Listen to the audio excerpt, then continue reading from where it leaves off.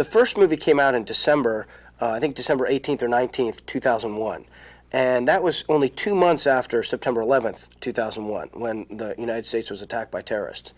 And there was something about the international grieving process, the fear, the anxiety, the anger, the disillusionment, all the stuff that this country felt and that the world felt at that moment was reflected in these fantasy movies.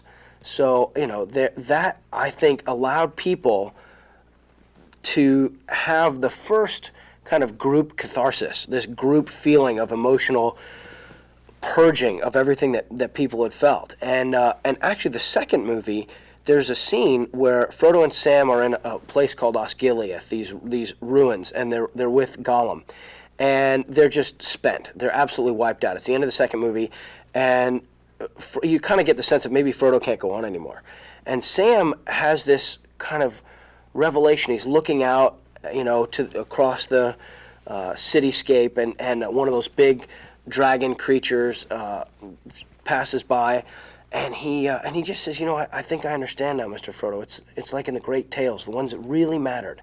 So now all of a sudden you move from Sam talking about what he's learned, but it's as much Peter Jackson and Fran Walsh talking about what they've learned about the nature of what it means to spend 5, 7, 8 years of their life making these movies to offer a world cinema audience.